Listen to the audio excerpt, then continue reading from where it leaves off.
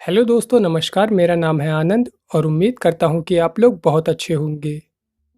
आज जो कहानी मैं आपको सुनाने वाला हूँ वो एक ऐसी घटना की है जिसे जिसने भी सुना वो सन्न रह गया।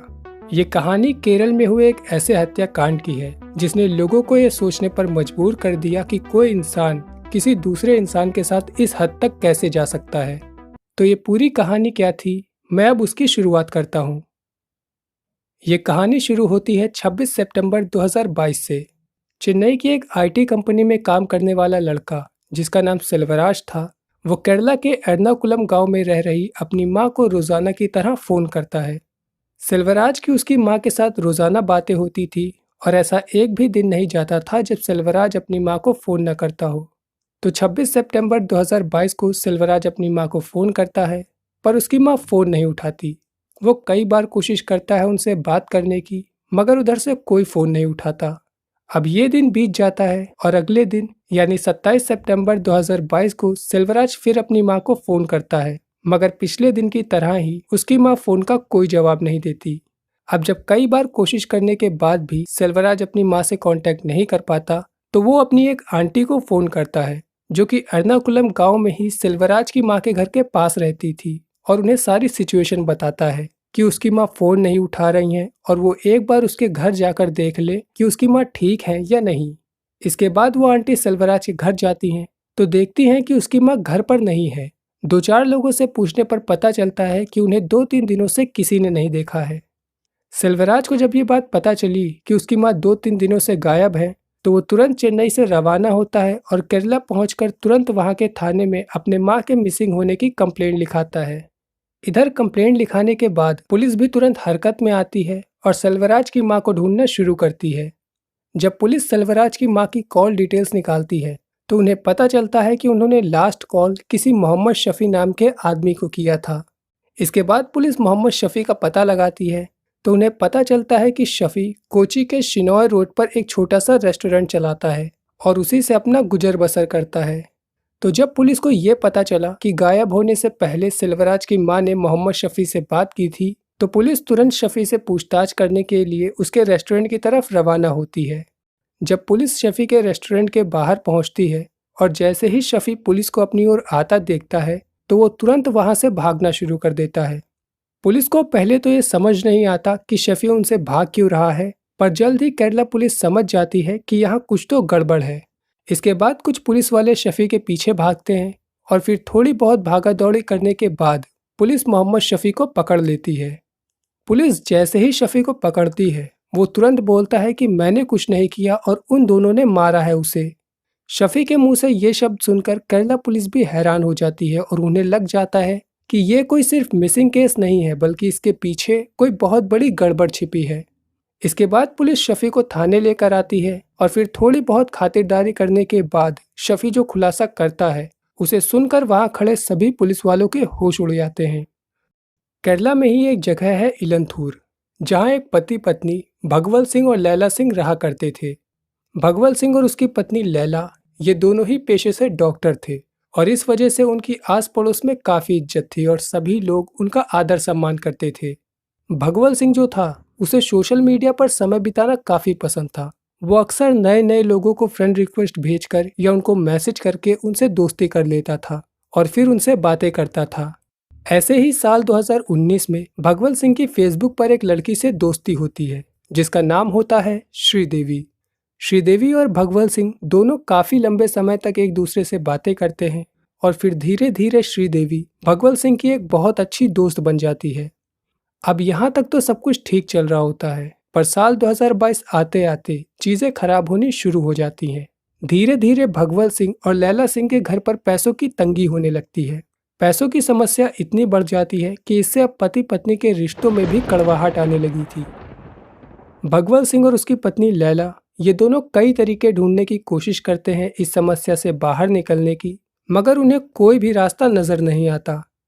ऐसे ही एक दिन बातों बातों में भगवल सिंह अपनी इस समस्या के बारे में श्रीदेवी को बताता है।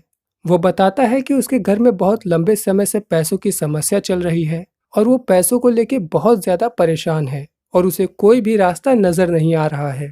जब श्रीदेवी को ये बात पता चली कि भगवत सिंह पैसों की समस्या को लेकर परेशान है और उसे कोई सॉल्यूशन नहीं मिल रहा है, तो श्रीदेवी उसे बताती है कि काफी टाइम पहले उसकी लाइफ में भी ऐसी ही प्रॉब्लम थी पैसों को लेके। पर फिर उसे एक इंसान मिला जिसने उसकी मदद करी और उसकी सारी प्रॉब्लम सॉल्व कर दी। भगवत सिंह को जब ये पता चलता है कि कोई ऐसा इंसान है जो इन सारी समस्याओं से उसे छुटकारा दिला सकता है, तो वो श्रीदेवी से पूछता है कि क्या वो इंसान उसकी मदद कर सकता है। बदले में श्रीदेवी उसे जवाब देती है कि हाँ, बस तुम्हें उसकी कही हुई बातों को मानना पड़ेगा। अब कुछ दिन बीतते हैं और एक दिन भगवत सिंह और लैला सिंह के घर पर एक आदमी आता है। वो आदमी उन्हें बताता है कि उसे श्रीदेवी ने भेजा है भगवत सिंह के घर की समस्याओं को ठीक करने के लिए।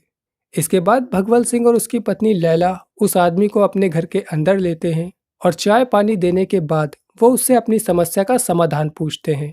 वो आदमी भगवत सिंह के घर को ध्यान से देखता है और फिर उन्हें बताता है कि तुम्हारे घर में फाइनेंशियल प्रॉब्लम्स इस वजह से चल रही हैं क्योंकि तुम्हारे घर पर किसी ने काला जादू किया है और उस काले जादू का असर अब तुम दोनों पर भी हो रहा है। काला जादू सुनते ही भगवत सिंह और उसकी पत्नी लैला दोनों घबरा जाते हैं और वो तुरंत उस आदमी से इसका उपाय पूछते हैं। वो आदमी उन्हें बताता है कि वो इस काले जादू को हटा सकता है, मगर इसके लिए उसे एक रिचुअल करना होगा। वो आदमी भगवत सिंह से कहता है कि इस रिचुअल में तुम्हारी पत्नी लैला को उस आदमी के साथ सोना होगा और ये पूरी क्रिया भगवत सिंह की आंखों के सामने होगी। उस आदमी की ये बात सुनकर दोनों पति पत्नी पहले तो घबरा जाते हैं, मगर वो आदमी उनसे कहता है कि अगर तुम्हें इस काले जादू से बचना है तो तुम्हें उसकी ये बात माननी पड़ेगी और तभी जाकर उनकी पैसों की ये समस्या हल हो पाएगी। भगवत सिंह और उसकी पत्नी लैला उस आदमी की बातों में अब पूरी तरह से उतर चुके थे और उन्हें सही गलत कुछ दिखाई नहीं दे रहा था। काफी सोच विचार करने के बाद भगवत सिंह और उसकी पत्नी लैला दोनों उस आदमी की बात मान जाते हैं और फिर ये रिचुअल शुरू होता है। वो आदमी भगवत सिंह को कुछ मंत्र बताता है और उसे कहता है कि इस पूरी क्रिया के दौरान भगवत सिंह को इन मंत्रों को बोलते रहना होगा। इसके बाद वो आदमी भगवत सिंह के घर में ही उसकी आंखों के सामने उसी के बेड पर उसकी पत्नी के साथ शारीरिक संबंध बनाता है और इस दौरान भगवत सिंह उन्हें देखते हुए मंत्रों को बोलता रहता है। इस रिचुअल के खत्म होने के बाद वो आदमी उनसे कहता है कि अब बस आखिरी विधि बची है और उसे करने के बाद उनकी पैसों की समस्या पूरी तरह से हल हो जाएगी। भगवत सिंह और उसकी पत्नी जब उससे उस आखिरी विधि के बारे में पूछते हैं तो वो आदमी उनसे कहता है कि उस आखिरी विधि के लिए हमें एक इंसान की बलि देनी होगी।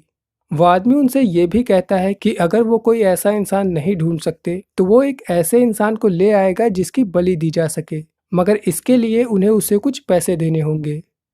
तो भगवत सिंह और उसकी पत्नी लैला उस आदमी को कुछ पैसे देते हैं, जिसके बाद वो आदमी उनके घर से चला जाता है। अब कुछ दिन बीतते हैं और एक दिन वो आदमी जिसे श्रीदेवी ने भेजा था वो फिर से भगवत सिंह के घर आता है, पर इस बार वो अकेला नहीं आता बल्कि इस बार वो अपने साथ एक औरत को भी लेकर आता है जिसका नाम था रोजलिन। रोजलिन एर्नाकुलम के ही एक इलाके में लॉटरी बेचा करती थी और वहाँ अकेली रहती थी। वो आदमी रोजलिन को ये बोलकर लाता है कि उसे एक एडल्ट फिल्म शूट करनी है जिसके लिए उसे एक एक्ट्रेस की ज़रूरत है और वो रोजलिन को 10 लाख रुपए देगा अगर वो उसकी इस पॉर्न फिल्म में काम करती है तो। रोजलिन के हाँ बोलने पर वो आदमी उसे भगवत सिंह और लैला सिंह के घर लाता है और फिर रिचुअल की तैयारी शुरू होती है। रोजलिन को घर पर लाने के बाद वो आदमी उसे ये बोलकर कि ये एक सीन का पार्ट है, वो उसे उसी बेड पर लिटाता है जिस पर उसने लैला के साथ संबंध बनाए थे। इसके बाद वो आदमी उसके दोनों हाथ पैर बांधता है और फिर वो आदमी रोजलिन के बगल में बैठकर अपने मंत्र पढ़ना शुरू करता है। रोजलिन जैसे ही उन मंत्रों की आवाज़ सुनती है उसे समझ में आ जाता है कि यहाँ किसी फिल्म की शूटिंग नहीं चल रही है और यहाँ कुछ तो गड़बड़ है। रोजलिन जैसे ही चिल्लाने की कोशिश करती है, लैला सिंह भगवत सिंह की पत्नी उस बेड पर चढ़ती है और उसका गला काट देती है।